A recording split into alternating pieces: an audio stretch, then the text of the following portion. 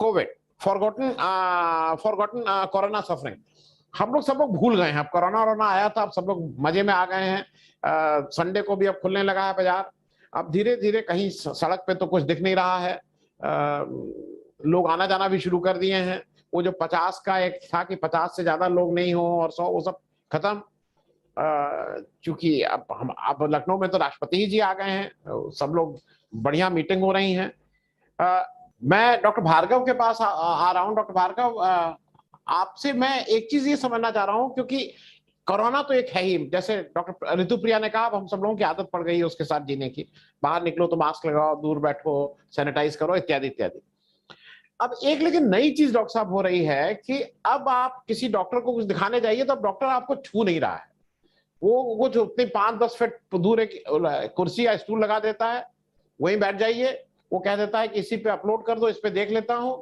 और जैसे पहले होता था ना कि वो कुछ पेट दबा के तो हाथ नब्ज पकड़ के, हाथ पकड़ के, जिसको कहते हैं आला लगाता था, अब आला लगाना भी बंद हो गया है और डायग्नोस्टिक पे बहुत डिपेंडेंस हो गई है। तो क्या अब एक तरह से डॉक्टरी भी चेंज हो रही है डॉक्टर भार्गव? देखिए, ये तो टाइम के साथ चेंज हुआ है, वैसे ही चेंज हो रहा था कि बहुत सी फील्ड ऐसी हैं जिसमें आपको आला लगाने की जरूरत नहीं है, जिसमें आपको बाकी कुछ देखने की जरूरत नहीं है। बट जो पेट के पेशेंट होंगे, सर्जन होंगे, जैसे हम चेस्ट फिजिशियन है, हम लोग को बिना आले के तो हम कुछ कर ही नहीं सकते, तो हम लोग को तो ये काम करना जरूरी ही है। बट जैसे न्यूरोलॉजी वाले पेशेंट हैं, जैसे क्या नाम है, एंडोक्रिनोलॉजी के पेशेंट, जो डायबिटीज वाले हैं, उनकी ये बहुत से ऐसे पेशेंट हैं जिनमें खाली इन्वेस्टिगेशन के ही ऊपर डॉक्टर बहुत कुछ डिपेंड करता है और उसी से हिसाब से ट्रीटमेंट ले लेता है। तो मेन आपकी बात आपकी बहुत सही है कि बहुत से डॉक्टर अब दूर से ही देख रहे हैं और बस उनका ब्लड प्रेशर और वो बाहर मेजर हो जाता है, पल्स ऑक्सीमीटर से वो हो जाता है, सब चीज ऑटोमेटिक आ गई है। ईसीजी भी अब बाहर से हो सकता है, तो सब चीज ऑटोमेटाइजेशन ऐसा होता जा रहा है जिसकी वजह से बहुत से लोग डॉक्टर दूर से ही काम चलाते हैं। बट कुछ चीजें हैं, जैसे अगर सर्जन है उसको पेट देखना है तो बिना छुए तो वो कुछ नहीं बता सकता, या फिर सीधे इन्वेस्टिगेशन पे जाए, अल्ट्रासाउंड कराए या सीटी कराए, तो वो पेशेंट के लिए प्रॉब्लमेटिक ज्यादा हो जा रहा है रादर देन डॉक्टर। सेकेंड चीज वही है कि हम चेस्ट फिजिशियन है, हम लोग को अगर डायग्नोज करना है कि पेशेंट को दमा है या पेशेंट को क्या नाम है ब्रोंकाइटिस है या और कोई बीमारी है, तो हम लोग को तो पेशेंट को देखना ही पड़ेगा, बिना हालांकि हम कुछ नहीं कर सकते। हार्ट के केस में भी यही हो रहा है कि हार्ट वाले डॉक्टर भी अब नहीं देख रहे, और वो मेनली अब वो क्या कर रहे हैं, वो अपने इकोकार्डियोग्राफी पे या आगे और इन्वेस्टिगेशन पे जाने लगे हैं। ये तो ट्रेंड वैसे भी पहले से बहुत कुछ चेंज हो गया और कोरोना की वजह से बहुत ज्यादा चेंज हो गया। डॉक्टरों ने अपने चैम्बर के अंदर भी चैम्बर बना लिए हैं और उसमें खाली एक मौका रहता, बाहर से उन्होंने स्टेथोस्कोप निकाला और कंसल्टेट कर लिया, या स्टेथोस्कोप इतना लंबा कर दिया कि मरीज दूर से ही मरीज को देखा जा सकता है। अब इलेक्ट्रॉनिक स्टेथोस्कोप भी आ गए, बहुत कुछ चेंज होता जा रहा है, तो डॉक्टर भी उस हिसाब से अपने को चेंज कर रहे हैं। मगर ये कि आप पर्सनल जो पेशेंट डॉक्टर की रिलेशनशिप जितनी बढ़िया पहले बनती थी, वो अब थोड़ा डिस्टेंस होता जा रहा है, वो बहुत बड़ा फैक्टर है। क्योंकि डॉक्टर साहब, जब मैं डॉक्टर के पास जाता हूं तो वो थोड़ा मेरी काउंसलिंग, क्योंकि मैं एज अ काउंसलर भी जाता हूं, उसके पास में ही जाता हूं कि वो आपको कहेगा अरे कोई दिक्कत नहीं, ये दिक्कत है, मसाला कम खाइए, तो ये करिए, तो वॉक करिए, ये सब बोलता है वो। तो मैं अगर वो इतना इम्पर्सनल हो जाएगा तब शायद वो दिन दूर नहीं कि हम तो फिर प्रेफर करेंगे कि इसी फोन पे ही बातचीत कर लें, तो वो उसी पे बात टेलीमेडिसिन होने। बेसिकली जब कोरोना पीक पे था तो ऑनलाइन काउंसलिंग बहुत चल रही थी, सारे कंसल्टेशन ऑनलाइन ही हो रहे थे। मतलब इवन मेरे जितने फ्रेंड है करीब करीब सब ऑनलाइन कंसल्टेशन कर रहे थे, क्योंकि हर आदमी डरता है और डॉक्टर यूजली सभी की एज 50 क्रॉस कर चुकी होती है, तो वो ऐसे पेशेंट कांटेक्ट करने, और सभी ज्यादातर इस एज के बाद 50-60 के बाद डायबिटीज, हाइपरटेंशन, ये सब बीमारियां शुरू हो जाती है। तो इस एज पे आप डिसीज कांटेक्ट करेंगे, और आप जानते हैं कितने डॉक्टर भी इन्फेक्ट हुए, कितने डॉक्टर की डेथ भी हुई है, तो ये सब चीज तो हुई है। तो डॉक्टर नेचुरली, डॉक्टर भी एक आदमी है, वो भी डरता है, वो भी ऐसी बीमारी जो उसको खुद प्रॉपर नहीं मालूम क्या प्रॉपर ट्रीटमेंट है किस स्टेज पे। अभी तक ऐसा एंटीवायरल ड्रग कोई इफेक्टिव नहीं डेवलप हुई है, जितनी भी हुई है वो सब ऐसी ही हुई है जो सिम्टोमेटिक ट्रीटमेंट की, बट प्योर एंटीवायरल ड्रग इसके कोरोना के अगेंस्ट अभी तक डेवलप नहीं हुई है, जिसको हम कहते हैं कि विच गिव्स यू 100% रिजल्ट, वो ऐसी चीज कोई डेवलप नहीं। तो सभी जने डरते हैं, इसी वजह से वैक्सीनेशन प्रोग्राम बहुत इंपॉर्टेंट हो जाता है कि वही एक प्रिवेंटिव है, वही एक ऐसी चीज है जो आपको या तो बीमारी नहीं होने देगा, या होने देगा तो आपकी सिवियरिटी इतनी कम होगी कि आपको एडमिशन की जरूरत ना पड़े। तो ये चीज तो फिनोमेना चेंज हो रहा है, ये ग्रेजुअल चेंज होगा, और पहले से हो रहा था, ये जरूरी नहीं कि कोरोना की आदि बातें, पहले से ही बहुत डॉक्टर बहुत दूर से देखते थे। जरा पोस्ट कोरोना और प्री कोरोना के कुछ प्रोटोकॉल्स के बारे में डॉक्टर भार्गव अगर आप बता सकें। यस, मैं ये कहना चाहता था कि देखिए जो प्रोटोकॉल है वो दोनों के लिए ही सेम है। बेसिक डाइट में कोई मेरे साथ चेंज करने की कोई जरूरत नहीं, जो डाइट आप ले रहे हैं जैसे लेते हैं, जो आपको सूट करती है वही सही है। एक्सेस कोई भी चीज लेना किसी चीज के लिए भी है, अगर आप एक्सेस में ले रहे हैं दैट मे कॉज हार्म। नहीं, तो ये बात तो कोई ऐसा, हाँ नहीं, वो प्रोटोकॉल एक बार बता दें। प्रोटोकॉल में देखिए, हाँ सॉरी, हाँ वर्धन साहब क्या कह रहे हैं? मैं कह रहा हूँ थोड़ा एक बार प्रोटोकॉल को फिर से एक बार अगर संक्षेप में बता दें, प्री और मतलब उसके भाई, सोशल डिस्टेंसिंग, हाथ धो और मास्क लगाओ। गवर्नमेंट ने तो ये किया है, यही प्रोटोकॉल है। आप ये पहले हैं क्योंकि रिपीट इन्फेक्शन भी हो रहा है, तो ये प्री में भी है, पोस्ट में भी है। आपको पोस्ट में बल्कि आपकी प्रॉब्लम क्या होती है, तो आपकी इम्यूनिटी और कम हो जाती है, तो आपको प्रिवेंशन तो बहुत जरूरी, चांसेस ऑफकोर्स एंटीबॉडीज भी आपके बन जाती हैं, वो आपको फर्दर रोकती हैं, बट आपकी इम्यूनिटी भी कम हो जाती है, तो चांसेस ऑफ सेकेंड इन्फेक्शन भी बहुत होते हैं। बहुत लोगों के हुए हैं, एक महीने के अंदर, 1.5 महीने के अंदर रिपीट हो गए हैं। मेरा कई डॉक्टर ऐसे हैं जिनके रिपीट हो गए। सो प्रिकॉशन तो आपको जो सोशल डिस्टेंसिंग है, मास्क है, रिपीटेड हैंड वॉशिंग, ये मस्ट है। और यही असली चीज ये है कि अभी भी जो कहने को यही होता है कि नंबर ऑफ पेशेंट बहुत कम हो गए, मगर ऐसा नहीं हो रहा। जैसे अभी मैं अलीगढ़ में हूँ, अलीगढ़ के चारों तरफ 3-4 डिस्ट्रिक्ट हैं, एकदम सडनली वहां पे 0 चल रहा था, अब वहां पे करीब करीब 4-5, 3 मरीज, 2 मरीज आने लगे हैं। तो ये चीजें हैं कि जस्ट बिकॉज कि इंडिया में कोई पॉपुलेशन माइग्रेशन पे कोई रोक नहीं, हर जना हर तरफ जा सकता है, और हर लोग अपने बिजनेस के लिए अब जाने भी लगे हैं। तो एक जगह से दूसरी जगह इन्फेक्शन फैलना बहुत ईजी है, वो और हो भी जाएगा। तो इसीलिए ये प्रिकॉशन, जो प्राइमरी प्रिकॉशन वो लेने चाहिए। अपनी डाइट का पूरा ध्यान रखना चाहिए। मैं नहीं कहता, मेरे अभी तक कोई सी साइंटिफिक नॉलेज में कोई नहीं, कोई स्पेसिफिक चीज, जैसे नारियल का पानी लोग पी रहे थे, ये चीजें ले रहे हैं, हर जना आदमी नई नई चीज एडवाइस करता है, बट आई डोंट थिंक किसी चीज का कोई रोल नहीं है, एक्सेप्ट जो प्राइमरी प्रिकॉशन है वही लेना चाहिए। मैं डॉक्टर भार्गव आपके पास आ रहा हूं, लेकिन मैं एक चीज जरा मैं भी बता दूं, इंडिया में भी एक अच्छा वर्ग था जो पहले बहुत प्रोटेस्ट कर रहा था, और उसमें डॉक्टर भी थे। मैं डॉक्टर चौधरी, अगर मैं नाम गलत नहीं है, वो पूरा एक चला रहे थे कि ये बिल्कुल फेक है और ये है ही नहीं इस तरह की चीज और क्या क्या। और दूसरे एक हमारे बाबा रामदेव हैं ही, जो अपनी दुकान का वो बता रहे थे कि कोरोनिल खा लो। उनके साथ तो हमारे हर्षवर्धन जी उसी चक्कर में बेचारे चले भी गए कि क्या क्या सब ठीक हो जाएगा। तो एक बड़ा वर्ग था जो इसकी शायद जो भी कारण उनके अपने रहे हों वो कर रहा था। डॉक्टर भार्गव, एक चीज आपसे जरा मैं जल्दी से समझ लूं कि क्या इसके लिए, क्योंकि अभी क्या हो रहा है, जिनकी मेडिकल इंश्योरेंस है, मैं उन प्रिविलेज लोगों की बात कर रहा हूं, क्योंकि हिंदुस्तान में सबकी बात तो करना मुश्किल है। जो मेडिकल इंश्योरेंस है, मेडिकल वाले इंश्योरेंस इसको किसी न किसी तरह से टाल रहे हैं, कह रहे हैं आप सीधे पैसा ले लीजिए, अभी हमें पैसा दे दीजिए। तो क्या इसका कोई नया specific general medical insurance develop हो गया है, क्योंकि एक नई तरह की बीमारी आई है, प्रीमियम बढ़ जाएंगे, इस पे आपको कुछ जानकारी है क्या? नहीं, जहां तक अब तक है कि लोग पहले इस पे डिसीज को कवर नहीं कर रहे थे, बाद में उन्होंने कवर करना शुरू किया, इसका प्रीमियम बढ़ा दिया।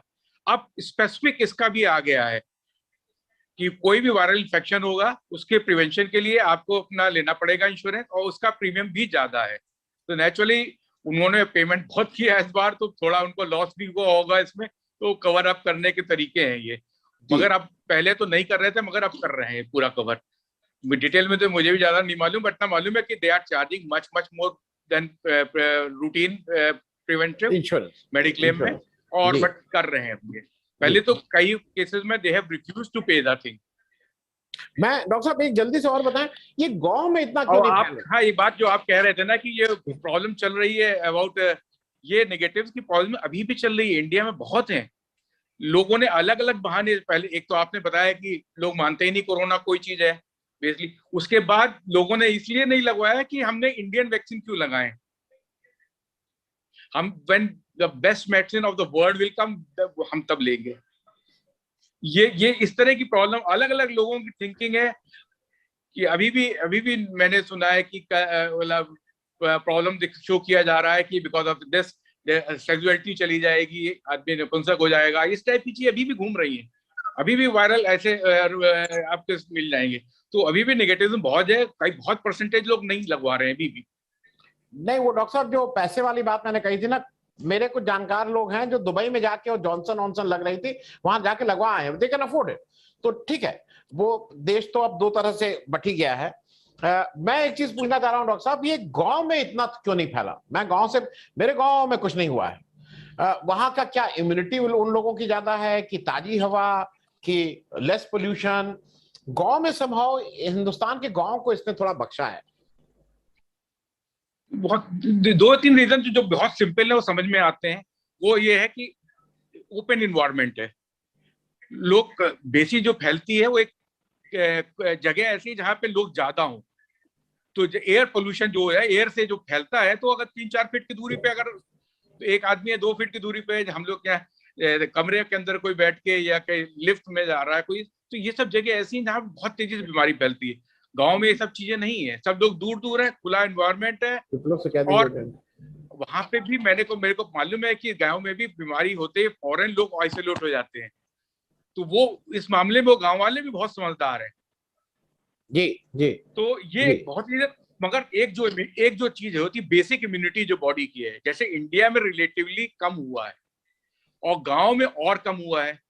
रीजन यही है, हम लोग की एक थ्योरी होती है हाइजीनिक थ्योरी, जिसमें जो जितना ज्यादा हाइजीनिक एटमॉस्फेयर में रहेगा उतने ही उसकी इम्यूनिटी एक दूसरे ढंग से डेवलप होगी। कहते हैं TH1 तरफ से डेवलप होती है। जो बचपन में रिपीटेड इन्फेक्शन होता है उसकी इम्यूनिटी दूसरी तरह से डेवलप होती है, वो TH2 टाइप की कहलाती है। तो इसमें बहुत ग्रॉस डिफरेंस हो जाता है। तो हम लोग क्या, जो ज्यादातर लोग गांव के रहते हैं, वो खुले एटमॉस्फेयर में बच्चों के संग खेलना, ये मिलना, इसकी वजह से रिपीटेड इन्फेक्शन होते रहते, तो इनमें अलग टाइप की इम्यूनिटी डेवलप हो जाती है। वो मेरे हिसाब से, और BCG एक अनदर वैक्सीनेशन जो हम लोग के 100% लगाया जाता है, ये दो रीजन है जो इंडिया को स्पेशली गाँव को भी बचा रहे हैं। जी डॉक्टर साहब, आपने जो दोस्त मित्र, कभी घर के कुछ बच्चे आते हैं विदेश में काम कर रहे होते हैं, तो वो पानी भी लेके, फिर उनको लगता है बोतल वाला, और यहाँ तो गांव जाते हैं मालूम नहीं कहाँ कहाँ का पानी पी लेते हैं। ये पेट का तो कभी खराब नहीं हुआ। खैर, मैं एक चीज और जल्दी से समझ लूं, क्योंकि डॉक्टर्स के भी दो मत हैं। जैसे मेरे बहुत से जानने वालों, मुझे भी जिस दिन मैंने वैक्सीन लगवाई तो मुझे बहुत नींद आई थी। मैं मतलब एक 10-12-15 घंटे ठीक से सोया था कस के। मेरे दफ्तर में बहुत से लोग हैं जिनको थोड़ा बुखार आ गया था, किसी किसी को। तो अब कुछ डॉक्टर्स कहे कि नहीं नहीं, बहुत अच्छी बात है कि आपको बुखार आ गया, तो इसका मतलब एंटीबॉडी बन रही। कुछ लोगों का कहना, मतलब वो अलग अलग है। तो क्या अगर वैक्सीन लगने के बाद आपको बुखार आ रहा है या कुछ वो सब हो रहा है, तो क्या ये ठीक सिम्टम है? नहीं, इसका कोई रिलेशन नहीं है। हाँ, इसका ऐसा कोई रिलेशन नहीं है। फीवर आ रहा है या नहीं आ रहा, आपको एंटीजन लगा है तो एंटीबॉडी प्रोड्यूस होंगी। इंडिविजुअल में डिपेंड करता है कि कितनी आपकी इम्यूनिटी पावर है, तो कितनी आपकी डेवलप होंगी, वो अलग अलग है। मगर फीवर आना या पेन होना, बॉडी होना, इससे कोई डायरेक्ट रिलेशन नहीं है। ऐसे कोई मतलब नहीं है कि आपको फीवर आया तो आपकी ज्यादा एंटीबॉडी होगी, फीवर नहीं आया तो कम एंटीबॉडी आएंगी, ऐसा कोई रिलेशन नहीं। जी जी जी। मैं नहीं, इसका पैसे एक, हाँ बोलिए सुधांशु, बोलिए। बस क्योंकि ये वाला सेशन खत्म हो रहा था, एक छोटी सी बात, मैं सवाल नहीं पूछ रहा हूँ, जैसे डॉक्टर साहब से पूछा गया, सभी डॉक्टर कोई अभी ये तो नहीं बता पा रहा है कि थर्ड वेव कब आएगी। पर योगी जी ने तो मतलब लखनऊ में बुरा हाल हो गया था, आपको पता है, सारे दुनिया में वो हमारे भैंसा कुंड की तस्वीर घूम रही थी कि कितने लोग लखनऊ में मर रहे हैं, लेकिन उन्होंने बड़ा अच्छा कंट्रोल किया। आज की डेट में लखनऊ में शायद एक भी केस नहीं होता है। लेकिन हमारे जो अपार्टमेंट कॉम्प्लेक्स है, इसमें पीछे आर्केड में 5 बियर बार हैं डिस्को, और इनका म्यूजिक जो है हमें सोने नहीं देता। हालांकि लॉ है कि 10 बजे के बाद नहीं चलना चाहिए, लेकिन सब कुछ करके हम लोग हार गए। वो जब क्रेसेंडो पे पहुंचता है उसके 1.5 महीने बाद वेव आती है। 2 बार से तो देख रहा हूं मैं। अब ये क्रेसेंडो पे हमारे यहाँ बढ़ रहा है, तो अब से 1.5 महीने में कुछ होगा डॉक्टर राजीव श्रीवास्तव, मुझे ऐसा लगता है। तो यही बता रहा था मुझे। लेकिन नहीं, अब उनको आप नहीं, रोक नहीं सकते, वो आप बड़े से बड़े अफसर के पास चले जाएं, पर लोकल थाना डिसाइड करता है कि ये 2 बजे तक म्यूजिक चला सकते हैं। नहीं, मैं भी इस बात से एग्री करता हूँ जो शुरू में डॉक्टर साहब ने बोला था कि अब ये कि एंडेमिक हो गया है, it will remain as such for few years. उसके बाद डिक्लाइन हो या ना हो, that is different thing, but it will persist with us in very very low immunity form. वो रहेगा, वो नहीं जाएगा। जी डॉक्टर भार्गव, एक जल्दी से चलते चलते जो इस समय हमें ऐसा लगता है वैक्सीन, ऑक्सीजन, बेड, इन सब में जो सबसे ज्यादा इंपॉर्टेंट संसाधन है वो है डॉक्टर्स। डॉक्टर्स को कैसे कंजर्व करके रखा जाए, क्योंकि डॉक्टर्स कोई 900 या कितने 1000 डॉक्टर्स मरे हैं जो कोविड के चलते, उसमें कॉम्पनसेशन शायद 100-200 को ही मिला है। हाउ टू कंजर्व, क्योंकि ये भी एक पॉलिसी बननी जरूरी है। जब मतलब अभी ठीक है, आप लोग अभी मरीज को देख लिए हैं, 1-2 साल बाद नहीं मिलेंगे डॉक्टर्स देखने के लिए मरीज को। डॉक्टर के लिए कोई पॉलिसी नहीं है क्योंकि वो इतने कम परसेंटेज में है, तो उनके लिए कोई इंडिविजुअल पॉलिसी नहीं बनती। वो सब इसीलिए सब अपने हिसाब से अपना प्रिकॉशन लेते हैं, और लेना भी जरूरी है, क्योंकि डॉक्टर को प्रिजर्व आप नहीं करेंगे तो एग्जॉस्ट हो जाएंगे। डॉक्टर हुए भी थे, सेकेंड वेव के जब पीक था तो डॉक्टर्स हमारे एग्जॉस्ट हो चुके थे, उनपे इतना ओवर बर्डन थे कि समझ नहीं आ रहा किस तरह टैकल किया जाए तो इतनी डिसीज को। ग्रेजुअली जिस तरह कम होती गई उससे रिलीफ मिला, मगर इसको मतलब मैंने कह रहा हूँ, हमारे रेजिडेंट दो रेजिडेंट थे जो 2 बार इन्फेक्ट हो गए, मगर उन्होंने काम किया, बीमार हुए, छुट्टी पर रहे, फिर लौट के आए, फिर ड्यूटी ज्वाइन की, फिर बीमार हुए। तो किस तरह हम लोगों ने काम किया है, मतलब हर मेडिकल कॉलेज वाले या हर डिस्ट्रिक्ट हॉस्पिटल वाले सब जानते हैं। तो अपने को भी प्रिजर्व तो करना ही पड़ेगा, पूरी प्रिकॉशन लेनी पड़ेगी। आपको पीपीई किट में ही जाना पड़ेगा, अगर इस तरह के पेशेंट आते हैं उनको आइसोलेट करना ही पड़ेगा, ये सब तो मस्ट है। ठीक।